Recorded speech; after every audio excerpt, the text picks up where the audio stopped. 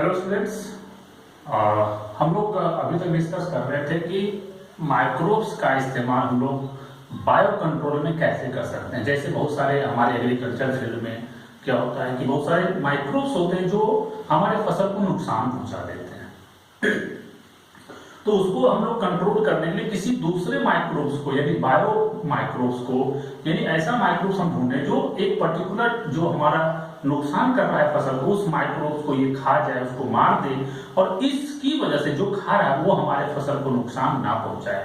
तो इससे क्या होगा, या और भी जहां पे जरूरत पड़ेगी उसका हम इस्तेमाल अगर करें, that is called the bio control. तो बायो कंट्रोल में हम लोगों ने देखा कि हर्बिसाइड्स में हम लोगों ने यूज किया था कि वैसा हम लोगों ने यूज किया, मतलब कुछ ऐसे प्लांट्स थे जो हम अगर उसको लगाते हैं, जैसे जिसमें स्पेशल क्या था, कुछ ऐसे जैसे सनफ्लावर जो है प्लांट, या कुछ ऐसे प्लांट्स हैं जो अपने रूट से ऐसा केमिकल्स रिलीज करता है जो वीड को डेवलप होने नहीं देता है, जिसको क्या बोलते हैं, स्मूथर क्रॉप्स। तो स्मूथर क्रॉप्स और नॉर्मल क्रॉप्स के बीच में क्रॉप रोटेशन हम करते हैं ताकि उसमें कोई वीड प्रोड्यूस ना कर सके। तो डिफरेंट टाइप का हम लोगों ने हर्बिसाइड्स देखा, जिसमें बायोलॉजिकल प्लांट्स, लास्ट में उसमें देखा क्या था, जेनेटिकली मॉडिफाइड ऑर्गेनिजम्स भी था, डीएनए रिकॉम्बिनेंट टेक्नोलॉजी भी था उसमें। तो ये हमने हर्बिसाइड्स के बारे में पूरा डिटेल में देखा। फिर उसके बाद हम लोग दूसरा था बायो इंसेक्टिसाइड जो स्पेशली इंसेक्ट को मारने के लिए बायोलॉजिकल एजेंट यूज हो, उसको क्या बोलते हैं, बायो इंसेक्टिसाइड्स। ठीक है, वहां हर्ब्स को खा रहा था, यहाँ इंसेक्ट को मारेगा, क्योंकि बहुत सारे इंसेक्ट क्या करते हैं, हमारे प्लांट को नुकसान पहुंचाते हैं। हर्बिसाइड्स में क्या था कि बहुत सारे, जैसे हमारा फसल है उसके बीच में बहुत सारे हर्ब्स आ जाते हैं जिसको वीड बोलते हैं। तो उस वीड को मारने के लिए जिस बायोलॉजिकल एजेंट का इस्तेमाल करते हैं उसको क्या बोलते हैं, बायो हर्बिसाइड या बायो वीडिसाइड। तो यहाँ पे इंसेक्ट को मारना है, इसलिए इसको क्या बोलेंगे, बायो इंसेक्टिसाइड। बायोलॉजिकल एजेंट का इस्तेमाल करके हम लोग किसको रोकेंगे, इंसेक्ट को रोकेंगे, इसको बोलते हैं बायो इंसेक्टिसाइड। वहां था जैसे कुछ ऐसे माइक्रोब्स थे, जैसे मैंने बताया था कैक्टस प्लांट। तो कैक्टस प्लांट को खाने वाला क्या था वहां पे, तो जो स्पेसीज है जो कैक्टस को खा रहा है, तो उस वहां पे हम अगर ग्रो करा दे तो कैक्टस का प्लांट ग्रो नहीं करेगा, क्योंकि वो हमारे जो फसल है उसको नुकसान पहुंचा सकता है उसकी वजह से। तो उसको खाने वाला, उसके ग्रोथ को अगर रोकना हो तो एक स्पेशल ऑर्गेनिज्म से उसका हम इस्तेमाल कर सकते हैं, जो हम लोग स्टडी ऑलरेडी कर चुके हैं। अब बात करते हैं इंसेक्टिसाइड में। इंसेक्टिसाइड में भी बहुत सारे इंसेक्ट हैं जिसका हम लोगों ने इस्तेमाल किया, किसके लिए, एक दूसरे इंसेक्ट को मारने के लिए या किल करने के लिए। उसी में आगे अगर हम देखें तो उसमें क्या है, बैक्टीरियोवायरस। ये एक ऐसा वायरस है जो स्पेशली आर्थ्रोपोड्स को नुकसान पहुंचाता है। आर्थ्रोपोड्स को नुकसान पहुंचाएगा, बाकी किसी को नुकसान नहीं पहुंचाता है। मतलब ये स्पेसीज स्पेसिफिक हो गया, और स्पेसीज स्पेसिफिक हो गया तो किसी दूसरे को इससे कुछ नुकसान नहीं होगा, इसीलिए इसका इस्तेमाल करता है। और इसका इस्तेमाल कॉटन बॉलवर्म को मारने के लिए इस्तेमाल बहुत ज्यादा होता है, यहाँ कॉटन ज्यादा होता है। तो ये कॉटन बॉलवर्म क्या करते हैं, उस कॉटन का जो होता है उसमें छेद कर देता है, जिसकी वजह से कॉटन बर्बाद हो जाता है। तो उस कॉटन बॉलवर्म को मारने के लिए हम क्या कर सकते हैं, बैक्टीरियोवायरस का इस्तेमाल कर सकते हैं। दूसरा, इसका सबसे बड़ा फायदा ये है कि ये स्पेसीज स्पेसिफिक है, मतलब ये सिर्फ और सिर्फ कॉटन बॉलवर्म या आर्थ्रोपोड को ही मारेगा, कोई और, जैसे अर्थवर्म हो गया, अर्थवर्म को कोई नुकसान नहीं पहुंचाएगा ये वायरस। किसी और है वो जो हमारे लिए फायदेमंद है उसको ये नुकसान नहीं पहुंचाएगा। मतलब जो सिर्फ और सिर्फ हार्मफुल इंसेक्ट्स है उसी को मारेगा, बाकी उसके अलावा किसी को नहीं मारेगा। क्लियर? सपोज जैसे मान लीजिए इंडिया पाकिस्तान का बॉर्डर है, तो पाकिस्तान की तरफ से जो आएगा सैनिक उसी को मारेगा हमारा मिलिट्री, और तो कोई किसी, अब इंडिया की तरफ से जो मिलिट्री आएगा इंडिया वाला थोड़ी उसको मारेगा। तो वैसे ही बात हो जाती है कि ये जो है सिर्फ बैक्टीरियोवायरस, सिर्फ आर्थ्रोपोड फैमिली को इसको डिजाइन इस तरह से किया जाता है, या यूं कह सकते हो कि इसकी प्रॉपर्टी इस तरह से डिस्कवरी हुई कि इसको देखा गया कि ये सिर्फ और सिर्फ आर्थ्रोपोड पे ही अटैक करता है, इसलिए क्यों ना हम अपने लिए इस्तेमाल करें। क्यों?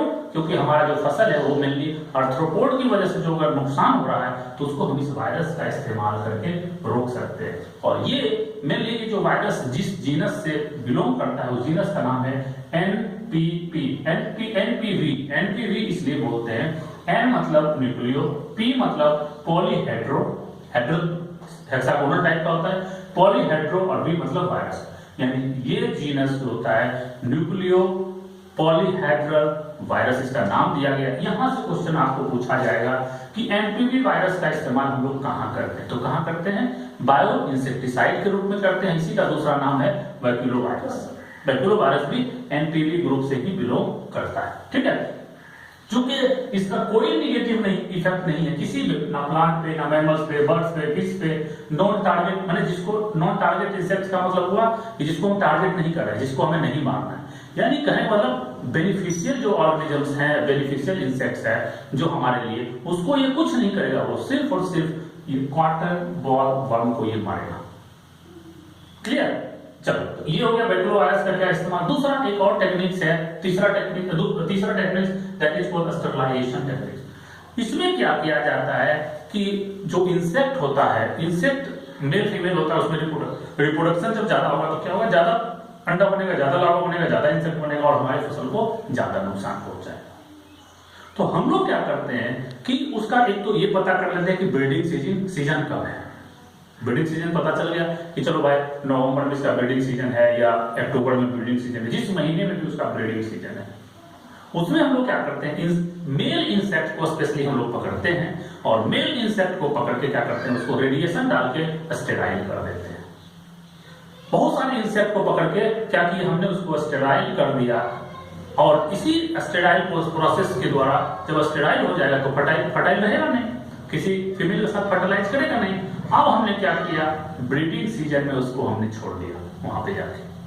अब वो क्या करेगा, मेल जो था फर्टाइल उसके साथ क्या करेगा, ये कंपीट करेगा और जैसे ही ये फीमेल के साथ जाएगा तो चूंकि ये अनफर्टाइल है, ये स्टेराइल है, तो कोई रिप्रोडक्शन होगा नहीं। तो जिसकी वजह से क्या होगा, वहां पे बहुत सारे इंसेक्ट का रिप्रोडक्शन रेट बहुत हद तक कम किया जा सकता है, यानी फर्टिलाइजेशन बहुत हद तक कम किया जा सकता है।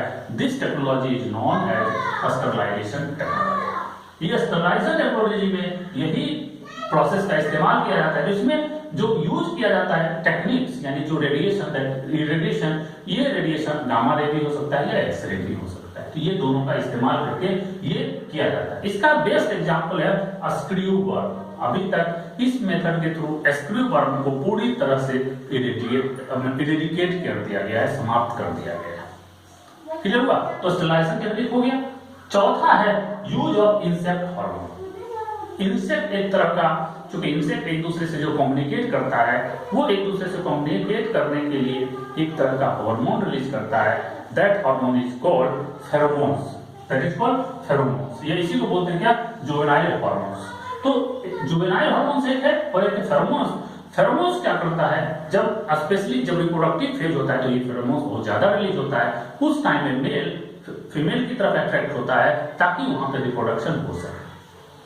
या अगर मेल निकालेगा तो क्या होगा, एक मान लो मेल फीमेल के पास आए, फीमेल मेल के पास आए, दोनों बात तो एक ही हो गया, कहीं कोई दिक्कत नहीं। तो अब ये फेरोमोन्स क्या करेगा, ये फेरोमोन्स स्पेशली एक दूसरे के लिए इसलिए जरूरी होता है कि एक दूसरे को पता कर सके कि फीमेल कहाँ है, मेल कहाँ है, ताकि आप आपस में आए और वहां पे फर्टिलाइजेशन कंप्लीट हो। ठीक है, तो हम ये अब ये क्या करेंगे, अब ये फेरोमोन्स हमें पता चल गया, इसका केमिकल नेचर पता चल गया।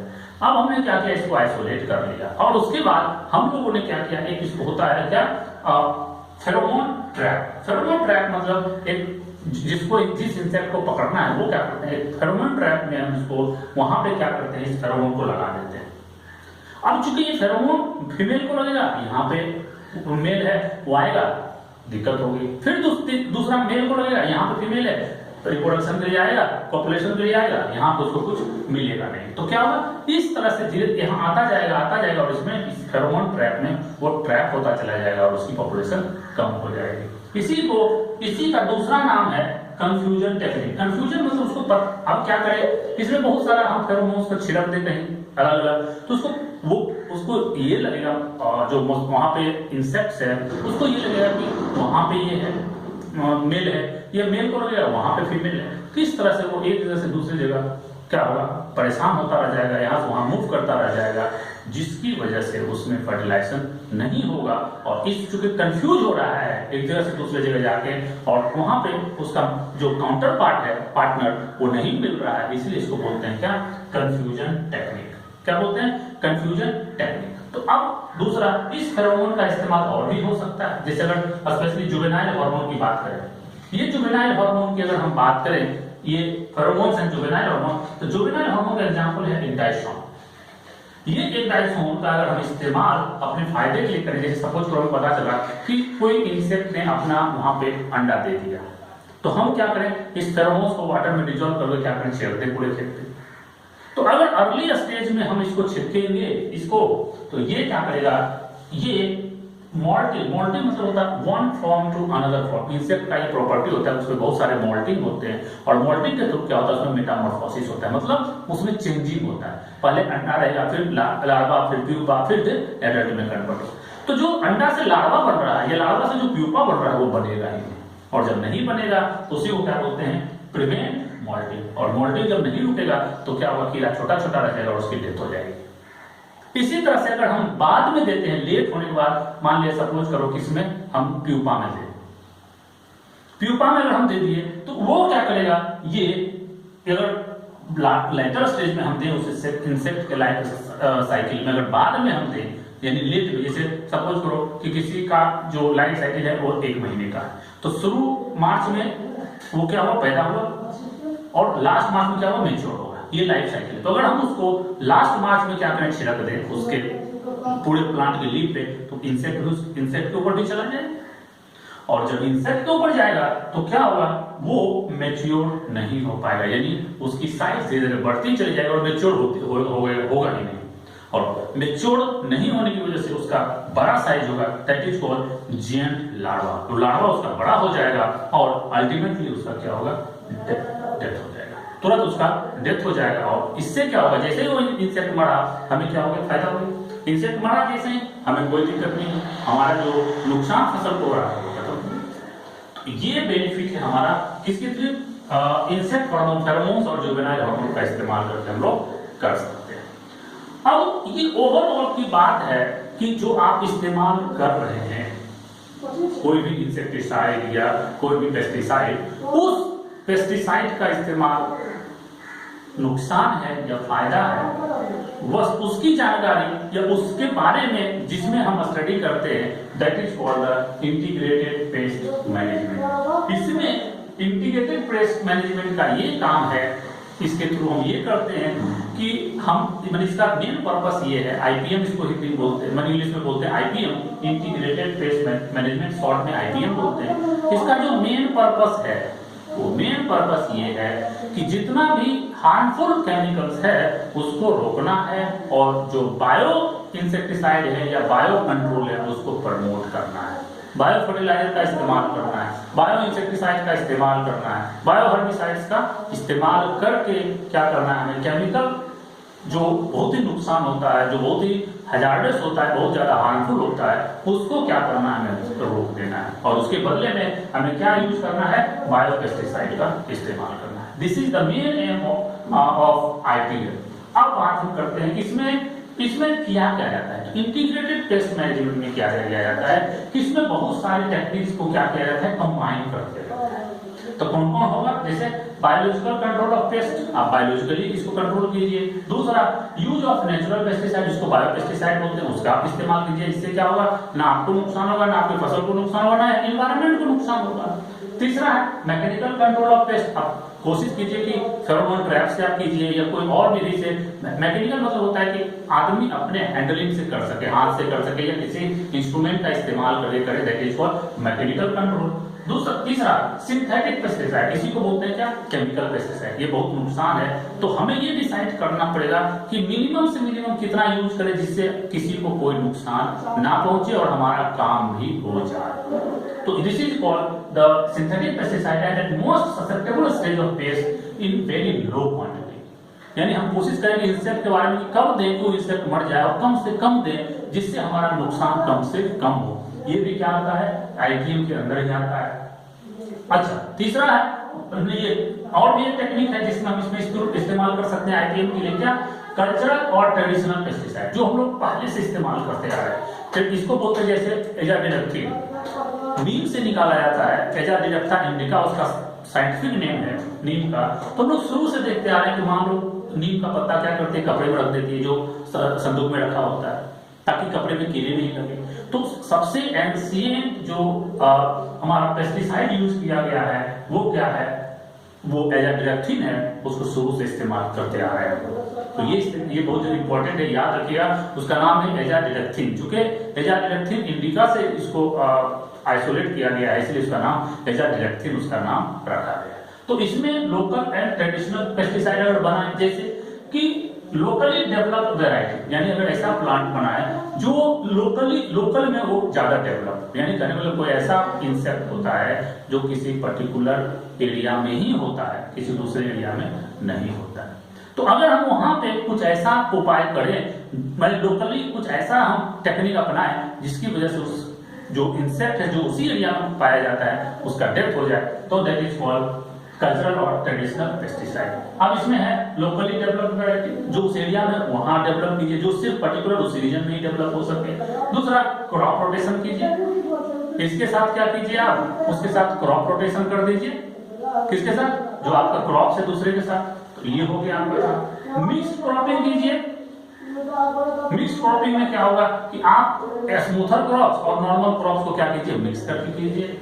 इंटरक्रॉपिंग का मतलब होता है कि एक प्लांट के बीच में दूसरे प्लांट को लगाइए, फिर तीसरे प्लांट को लगाइए, इसको बोलते हैं क्या, इंटरक्रॉपिंग। ये सारे टेक्निक्स का इस्तेमाल करके जो हम लोग कर रहे हैं, यानी कल्चरल और ट्रेडिशनल पेस्टिसाइड का दूसरा नाम है ऑर्गेनिक फार्मिंग। यानी ऑर्गेनिक फार्मिंग में ये सारी चीजें का इस्तेमाल किया जाता है, that is called the organic farming. और अगर हम ऑर्गेनिक फार्मिंग करते हैं तो हमारे एनवायरमेंट को कम से कम नुकसान होता है। ठीक है, अब बात करते हैं कुछ ऐसे इंपॉर्टेंट पॉइंट्स है जहां से क्वेश्चन पूछा जाता है, कि इसलिए मैंने इसको एक पॉइंट में बना दिया कि सम मिसलेनियस पॉइंट जो है इसमें बहुत सारे क्वेश्चन यहां से पूछा जाता है, बहुत सारे क्वेश्चन पूछा जाता है। तो जैसे फर्स्ट पेस्टिसाइड, सबसे पहला पेस्टिसाइड कौन सा था, उसका नाम था ब्रोडेक्स मिक्सचर, याद रखिएगा ये ब्रोडेक्स मिक्सचर था। और दूसरा first commercial pesticide. First commercial pesticide का मतलब होता है कि जो मार्केट में बिक रहा हो, मार्केट में जो बिकता है उसी को बोलते हैं कॉमर्शियली।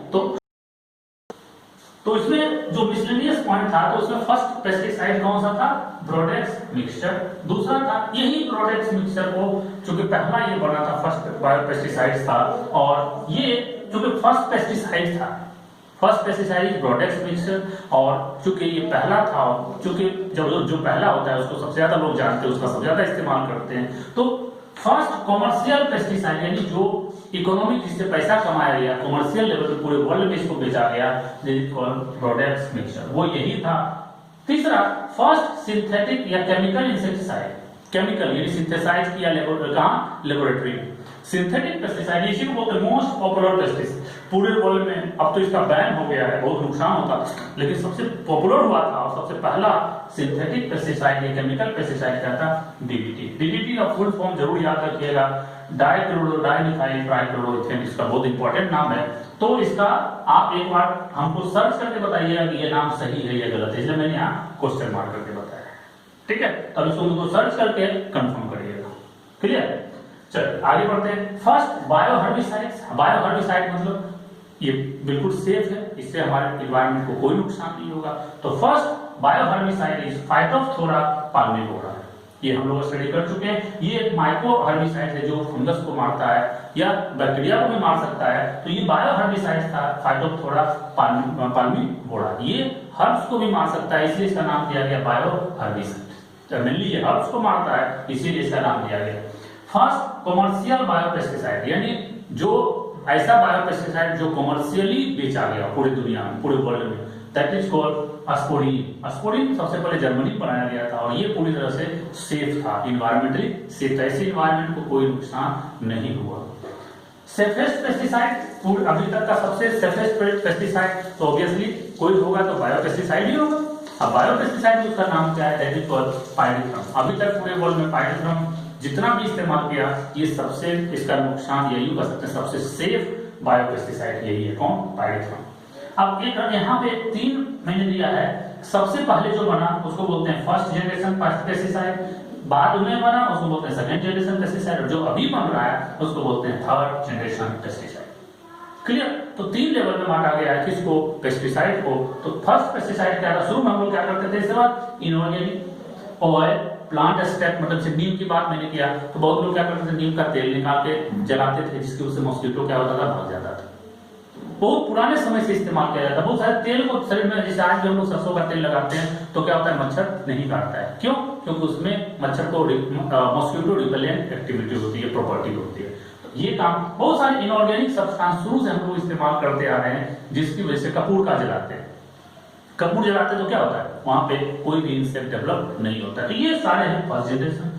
सेकेंड जनरेशन में क्या हुआ, जो कह सकते हैं रिसेंट है, इसमें जितने भी सिंथेटिक ऑर्गेनिक कंपाउंड है, जैसे डीडीटी, क्या नाम है, और भी जितने भी है, डीडीटी के अलावा हेक्सीन, गैमेक्सीन, ये जितने भी और भी केमिकल्स है, जिसका इस्तेमाल बहुत बड़े लेवल पे हुआ, लेकिन उसका नुकसान भी बहुत बड़े लेवल पे हुआ।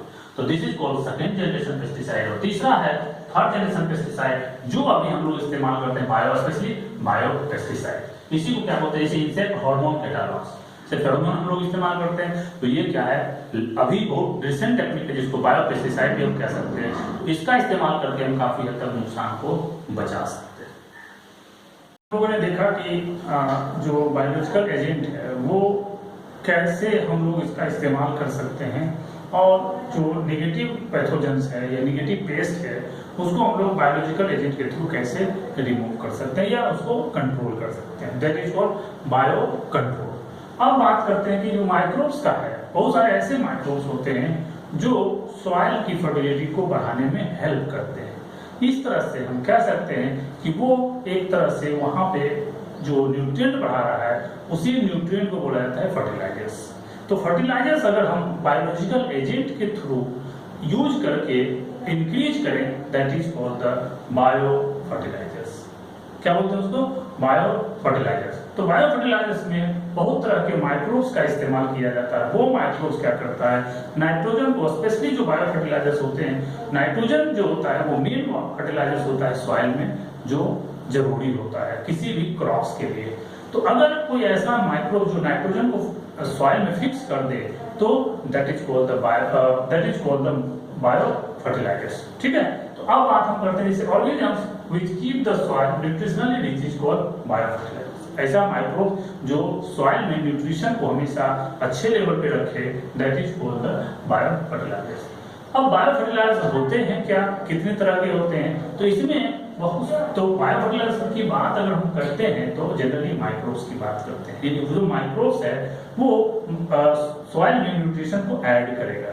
तो कैसे ऐड करेगा, किस तरह से, तो पहला इसका है सिम्बियोटिक एंडोफिक्सिंग बैक्टीरिया, यानी सिम्बियोटिक मतलब इसको हम लोग बताते हैं Laila Majnu type of relationship. Laila Majnu type of relationship में क्या है, अगर लैला मर गई तो मजनू भी मरेगा, मजनू मर गया तो लैला भी मर जाएगी। यानी ये दोनों आपस में एक दूसरे से इस तरह से बाइंड रहते हैं कि ये भी इसकी मदद करता है और ये भी इसकी मदद करता है। यानी इसमें बात अगर करें नाइट्रोजन फिक्सिंग बैक्टीरिया में, तो ये नाइट्रोजन फिक्सिंग बैक्टीरिया का नाम है राइजोबियम, जो लिग्यूम प्लांट, लिग्यूम मतलब मटर का प्लांट हो गया, चना का प्लांट हो गया, तो स्पेशली लिग्यूम पेपिनियोसिस फैमिली के प्लांट के रूट में पाया जाता है। और ये रूट क्या करता है, उस माइक्रोब्स के चारों तरफ क्या करता है, नोड्यूल का फॉर्मेशन करता है। वो नोड्यूल अगर तुम देखोगे निकाल के पी प्लांट को, तो उसमें देखोगे कि छोटे छोटे नोड्यूल्स मिलते हैं रूट में। उसी नोड्यूल्स में क्या होता है, ये राइजोबियम पड़ा हुआ रहता है, घिरा हुआ रहता है चारों तरफ से। उसके चारों तरफ इस लिग्यूम प्लांट का जो है सेल्स, वो क्या करता है, एक स्ट्रक्चर बनाता है, that is called root nodule. और इसी रूट नोड्यूल में क्या होता है, formation and inhibited by Rhizobium. यही राइजोबियम इस तरह से वहां रिएक्शन करता है, केमिकल रिलीज करता है, तो वहां पे ये रूट नोड्यूल बन जाता है। अब बात हम करें, ये राइजोबियम जो है, ये राइजोबियम बैक्टीरिया क्या करता है, इसके साथ प्रेजेंट रहेगा और सिम्बियोटिक प्रेजेंट होगा। अगर हम यहाँ से इस राइजोबियम बैक्टीरिया को निकाल दें, तो राइजोबियम बैक्टीरिया की भी डेथ हो जाएगी और लिग्यूम प्लांट भी नाइट्रोजन फिक्स नहीं कर पाएगा। यानी दोनों एक दूसरे का साथ सिम्बियोटिक रिलेशनशिप बनाता है। और बोलोगे सर इसको क्या मिलता है, इसको ये मिलता है कि ये फोटोसिंथेसिस करेगा, और फोटोसिंथेसिस में जो ग्लूकोज बनाएगा, ये यूं कहें न्यूट्रिएंट बनाएगा, वो न्यूट्रिएंट इसको क्या करेगा, राइजोबियम को देगा। ठीक है। तो यहाँ पे ये इसको न्यूट्रिएंट दिया, बदले में ये क्या किया, इसके लिए, इस प्लांट के लिए नाइट्रोजन का फिक्सिंग करेगा। क्यों करेगा फिक्सिंग, इसलिए क्योंकि इसके पास ये नीफ जीन होता है, और ये नीफ जीन, ये जो नीफ जीन है, यही नीफ जीन क्या बनाता है, नाइट्रोजनेज एंजाइम्स। क्या बनाता है ये नीफ जीन, क्या बनाता है, नाइट्रोजनेज एंजाइम। अब ये नाइट्रोजनेज एंजाइम्स की बात करता है, तो अब ये नाइट्रोजनेज की मदद से नाइट्रोजन फिक्स क्या कर दिया, सॉइल में फिक्स कर दिया। उसके बाद वो प्लांट क्या करता है, नाइट्रोजन को ले लेता है और उसमें नाइट्रोजन की कमी नहीं, क्योंकि नाइट्रोजन बहुत इंपॉर्टेंट कंपाउंड है, और बिना नाइट्रोजन के ना तो डीएनए बनेगा ना तो प्रोटीन बनेगा, जो बहुत ही इंपॉर्टेंट कंपोनेंट है प्लांट के लिए या किसी भी ऑर्गेनिज्म के लिए। मेनली प्लांट की हम बात कर रहे हैं, तो प्लांट के लिए जिसके बिना प्लांट सर्वाइव ही नहीं करेगा, इसीलिए ये राइजोबियम बैक्टीरिया इस केस में लिग्यूम प्लांट्स के लिए बहुत इंपॉर्टेंट है। अब बात करें, ये रूट नोड्यूल जो होता है प्लांट, लिग्यूम प्लांट के रूट में होगा, जिसको रूट नोड्यूल बोलेंगे, थोड़ा सा स्वेल किया हुआ गोल गोल स्ट्रक्चर, राउंड स्ट्रक्चर होता है। इसी में मिलता है लेग हीमोग्लोबिन। लेग हीमोग्लोबिन इसलिए बोलते हैं, लेग मतलब लिग्यूमिनस, एचबी मतलब हीमोग्लोबिन। इसका जो कलर होता है रेड होता है। ये लेग हीमोग्लोबिन की बात इसलिए करते हैं कि ये जस्ट हीमोग्लोबिन के जैसा होता है, लेकिन अंतर क्या है इसमें, चूंकि हीमोग्लोबिन में क्या होता है, आयरन होता है मेन कंपाउंड, यहाँ पे आयरन के बदले कॉपर होता है। ये सबसे इंपॉर्टेंट है, यहां से क्वेश्चन याद रखिएगा, बहुत ज्यादा होगा। नीफ जीन किसमें मिलेगा, नीफ जीन क्या बनाएगा, नाइट्रोजनेज एंजाइम बनाएगा। रूट नोड्यूल कहाँ होता है, रूट लिग्यूम प्लांट के रूट में होता है। रूट नोड्यूल में क्या मिलेगा, राइजोबियम मिलेगा। रूट राइजोबियम क्या बनाएगा, नाइट्रोजनेज एंजाइम, N2 फिक्सिंग करेगा। अब ये रूट नोड्यूल में क्या है, ये रूट नोड्यूल जो लिग्यूम प्लांट का वो उसी में क्या होता है, लेग हीमोग्लोबिन।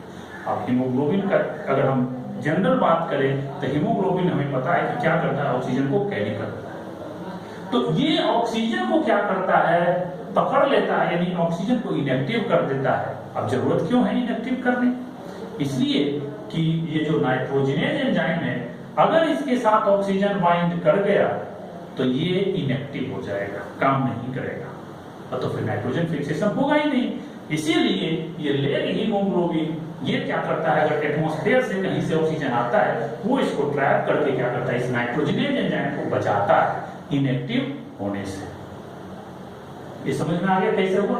तो ये सारा काम लिग्यूम और राइजोबियम में जो सिम्बियोटिक N2 फिक्सिंग बैक्टीरिया होता है, ये इस तरह से काम करता है। इसी का एक एग्जांपल और है, जहां पे सिस्वानिया रोस्ट्राटा, ये एक प्लांट है जो कि अगर हम इसको छोटे छोटे प्लांट इसका हम लोग लगाते हैं, सीड आता है, सीड आप क्या कीजिए, छिड़क दीजिए खेतों में, स्पेशली धान के खेतों में, और जैसे ही पानी आएगा तो इसका क्या होगा, जर्मिनेशन हो। और इतना जैसे ही हो, इसको फिर से क्या करिए, ट्रैक्टर चला के इसको फिर से ट्यूबवेल बने उसमें मिला दीजिए खेत। मिलाने के बाद ये अगर उसमें पानी जैसे ही डालेंगे, एक सप्ताह के अंदर क्या होता है, पूरी तरह से गल जाता है, पूरा का पूरा मिट्टी में मिल जाता है। यानी उस प्लांट में बहुत सारे नाइट्रोजन फिक्सिंग बैक्टीरिया होते हैं जो नाइट्रोजन को फिक्स करते हैं, कहां, सॉइल में। क्या कौन सा है, सिस्वानिया रोस्ट्राटा भी एक तरह का क्या है, लेगुमिनस प्लांट है। तो लेगुमिनस प्लांट में क्या मिलेगा, यही राइजोबियम मिलेगा।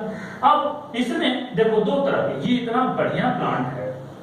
हमने लिग्यूम प्लांट के बारे में बोला कि लिग्यूम प्लांट में सिर्फ और सिर्फ रूट में नोड्यूल होता है, लेकिन इस सिस्वानिया रोस्ट्राटा जो एक प्लांट है लिग्यूमिनस, ये भी प्लांट है, लेकिन इसमें रूट नोड्यूल में तो राइजोबियम होगा ही, इसके अलावा स्टेम नोड्यूल भी इसमें मिलता है। रूट नोड्यूल के अलावा स्टेम नोड्यूल में मिलता है। इसका मतलब स्टेम में भी जो बैक्टीरिया होता है वो भी नाइट्रोजन का फिक्सिंग करेगा, यानी रूट तो करेगा ही करेगा, स्टेम भी फिक्सिंग कर रहा है। और स्टेम में जो बैक्टीरिया मिलेगा उस बैक्टीरिया का नाम है एरो। एरो मतलब जो हवा, स्टेम जनरली हवा होता है, इसलिए इसका नाम दिया गया एरो राइजोबियम। यानी जो स्टेम में हो, स्टेम नोड्यूल्स में, उसको एरो राइजोबियम बोलते हैं। जो रूट में होगा वो सिंपली राइजोबियम। ये दोनों क्या करेगा, सिम्बियोटिक N2 फिक्सिंग करेगा।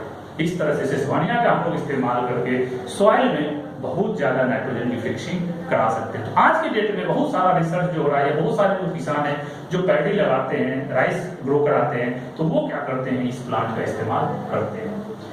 फास्फोरस फर्टिलाइजर की बात करें, फास्फोरस भी कुछ अमाउंट में चाहिए, नाइट्रोजन के अलावा कुछ फास्फोरस की भी जरूरत पड़ती है। तो फास्फोरस को कहा जाता है कि फास्फोरस ये अगर राइजोबियम के साथ इसको ऐड कर दिया जाए, ये फास्फोरस फर्टिलाइजर को, तो राइजोबियम बैक्टीरिया और ज्यादा नाइट्रोजन का फिक्सेशन करता है। तो ये एक बस यही पॉइंट है कि बायो फर्टिलाइजर जो फॉस्फोरस फर्टिलाइजर है, ये अगर एंटू फिक्सेशन और करना है तो थोड़ा सा वहाँ फॉस्फोरस फर्टिलाइजर ऐड कर देना चाहिए, जिसकी वजह से नाइट्रोजन का बहुत ज्यादा वहाँ पे फिक्सेशन होता है।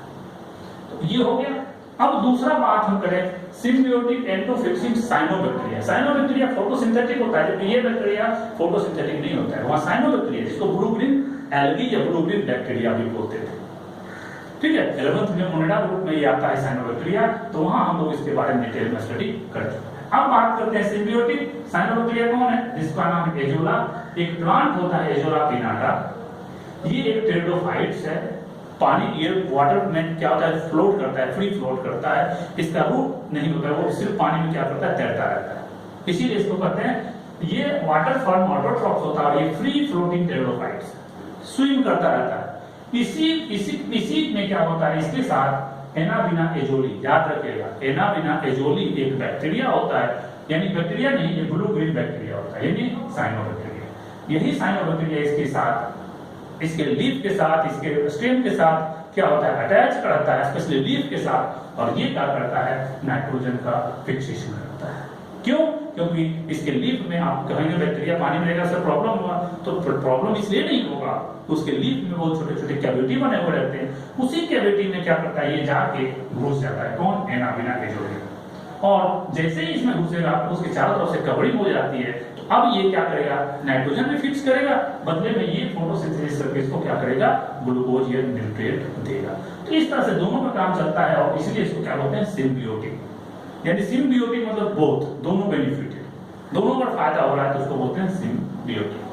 अब ये बैक्टीरिया आ गया, अब नाइट्रोजन का फिक्सेशन उस वाटर में होने लगा, अब उस वाटर में नाइट्रोजन की कोई कमी नहीं होगी। अब अगर हम इस एजोला पिनाटा का इस्तेमाल हम अपने राइस फील्ड में करें, जहाँ पे धान की खेती की जाती है, चावल की खेती की जाती है, वहां पे अगर हम इसको छिड़क दें, तो ये फ्री फ्लोटिंग है, ज्यादा बड़ा प्लांट होगा, तो क्या होगा, सरफेस पे आ जाएगा। सरफेस पे आने के बाद कुछ दिन बाद क्या करेगा, नाइट्रोजन फिक्स करेगा, और नाइट्रोजन फिक्स करेगा, उसी में क्या करेगा, चावल का, वो राइस का पूरा क्रॉप लगाता, तो उसको नाइट्रोजन मिलता रहेगा। और फर्टिलाइजर अगर किया जाए तो इसका एक कंपैरिजन किया गया कि पर हेक्टेयर में जो है हम लोग 50% यील्ड को बढ़ा सकते हैं इसका इस्तेमाल करके। यानी टोटल जो 50% का मतलब ये हुआ कि अगर किसी एक हेक्टेयर में 50 हो रहा है, 50 मान लीजिए 1 क्विंटल हो रहा है, तो हम अगर इसका इस्तेमाल करते हैं तो उतने ही एरिया में 1.5 क्विंटल हो जाएगा, यानी 50% से इंक्रीज कर जाएगा प्रोडक्शन, अगर हम इस एजोला पिनाटा का इस्तेमाल राइस फील्ड में अगर करें तो इसका देख लिए symbiotic N two fixing cyanobacteria.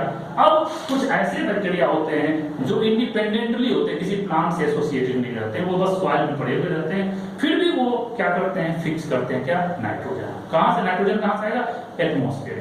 Atmosphere में 78% क्या है, नाइट्रोजन है। उस 78% को क्या करेगा, धीरे धीरे सॉइल में फिक्स करता जाएगा, और नाइट्रोजन प्लांट के लिए बहुत इंपॉर्टेंट होता है, वो काम चलता रहेगा। तो कुछ लूज एसोसिएशन में जो होते हैं, ये किसी के साथ अटैच नहीं होता है, ये फ्री फॉर्म में सॉइल में पड़ा हुआ रहता है। उसका नाम है एजोस्पिरिलम लिपोफेरम, ये इसी का दूसरा नाम है स्पिरिलम लिपोफेरम। ये जो है जनरली ग्रास के साथ एसोसिएटेड रहता है। इसके बारे में सबसे पहले रिपोर्ट करने वाले साइंटिस्ट थे जोना डेब्रिनर। जोना डेब्रिनर ने सबसे पहले रिपोर्ट किया था कि जो ये एजोस्पिरिलम लाइपोफेरम जो होता है वो ब्राजीलियन ग्रास के साथ क्या होता है, इसके साथ अटैच होता है, और ये क्या करता है, नाइट्रोजन का फिक्सेशन करता है। तो ये बहुत इंपॉर्टेंट पॉइंट है कि सबसे पहले किस पे ढूंढा गया था एजोस्पिरिलम लिपोफेरम के बारे में, तो ब्राजीलियन ग्रास में ढूंढा गया था। किसने ढूंढा था, जोना डेब्रिनर। ये दो क्वेश्चन यहाँ से बहुत इंपॉर्टेंट है। अब जो ये बैक्टीरिया है एजोस्पिरिलम लिपोफेरम, जो एंटो फिक्सिंग बैक्टीरिया और फ्री फॉर्म में मिलता है, किसी प्लांट के साथ एसोसिएटेड नहीं होता है, ये क्या करता है, जस्ट कोई भी अगर वहां पे प्लांट आप ग्रो कराते हैं तो ये बैक्टीरिया इसके सरफेस पे जाके चिपक जाता है।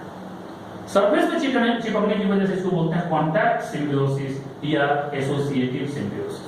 बस एसोसिएट हो गया, कोई मतलब नहीं है, और ये क्या करेगा, ये विदाउट सिम्बियोसिस कोई सिम्बियोसिस शो नहीं करेगा, और ये नाइट्रोजन फिक्स करना शुरू करेगा, और वो प्लांट क्या करेगा, उस नाइट्रोजन का इस्तेमाल करके अपने लिए डिफरेंट टाइप ऑफ केमिकल्स है जो आप कह सकते हैं कि उसमें उस प्लांट अपने लिए क्या करेगा, ग्रोथ का मटेरियल तैयार कर लेगा और उसमें ज्यादा ग्रोथ होगा। तो चूंकि ये लूज एसोसिएशन शो करता है उसके रूट के साथ बहुत सारे क्रॉप का, जैसे किस से क्रॉप होगा, कौन कौन सा क्रॉप होगा जिसके साथ ये लूज एसोसिएशन बनाता है, ग्रास, राइस, सोरगम, मेज, ब्राजीलियन ग्रास, ये तो हम लोग डिस्कस करेंगे। तो ये सारे प्लांट के साथ रूट लूज एसोसिएशन बनाता है और ये नाइट्रोजन का फिक्सेशन करता है। क्लियर? अब ये हो गया loose association N2 fixing bacteria. अब बात करते हैं फ्री लिविंग N2 बैक्टीरिया। ये मान ली लूज एसोसिएशन का मतलब ज्यादातर टाइम ये फ्री रहता है, लेकिन कुछ देर के लिए क्या होता है, प्लांट के साथ जाके अटैच होता है। लेकिन कुछ ऐसे बैक्टीरिया होते हैं जो किसी भी प्लांट के साथ अटैच नहीं होते, वो फ्री फॉर्म में सॉइल में पड़े हुए रहते हैं और ऐसे ही N2 जो एटमॉस्फेयर में है उसको सॉइल में फिक्स करते रहते हैं। उसको बोलते हैं free living N2 fixing bacteria. ये जनरली जो free living N2 fixing bacteria होता है, फ्री लिविंग वो एरोबिक होता है, यानी इसको ऑक्सीजन चाहिए। दूसरा नॉन फोटोसिंथेटिक होता है, ये फोटोसिंथेसिस नहीं कर सकता है। और नॉन फोटोसिंथेटिक होगा तो उसका एग्जांपल है बैसिलस ओलिमिक्सा एंड एजोटोबैक्टर। ये दोनों मिलकर क्या करता है, नाइट्रोजन को फिक्स करता है। स्पेशली एजोटोबैक्टर जो है ये क्या करता है, ये जो अमोनिया है उसको नाइट्रेट में कन्वर्ट करता है और आसानी से क्या होता है, सॉइल में जो प्लांट है वो उसका इस्तेमाल कर लेता है। तो इसका इस्तेमाल हम लोग कहाँ कहाँ कर सकते हैं, या इसका इस बैक्टीरिया को ग्रो कर कराते हैं, specially in serial, millet, fruit या वेजिटेबल की ग्रोथ जहाँ होते हैं वहां पर अगर हम इस बैक्टीरिया को ऊपर से डाल के कल्चर करा के इसको वहां पे छिड़क दें और इसकी वजह से क्या होगा, वहां पे N2 fixing bacteria N2 fixation होना शुरू हो जाएगा। क्लियर? अब सब देखते हैं कॉटन, राइस, मेज एंड ज्वार, अगर इसका हम कहीं पे भी ये कर रहे हैं, प्रोडक्शन कर रहे हैं या प्लांट लगा रहे हैं, अगर इसके साथ हम एजोटोबैक्टर को ऐड कर देते हैं लगाने के टाइम में, पानी में जब उसका इरिगेशन करते हैं, पटवन करते हैं, तो पटवन के टाइम में अगर हम इसको डाल दें एजोटोबैक्टर को, तो इसका इंक्रीज जो इसमें बायो फर्टिलाइजर का बात हम करें तो वो बायो फर्टिलाइजर हम बचा सकते हैं 10 से 15 किलो पर हेक्टेयर, यानी 10 to 15 kg per hectare N2 fertilizer can be saved if we add cotton, rice, maize and jowar with Azotobacter. तो ये करके हम लोग बायो फर्टिलाइजर के रूप में ये सारे माइक्रोब्स का इस्तेमाल कर सकते हैं और सॉइल की फर्टिलिटी को क्या कर सकते हैं, इंप्रूव कर सकते हैं। ओके।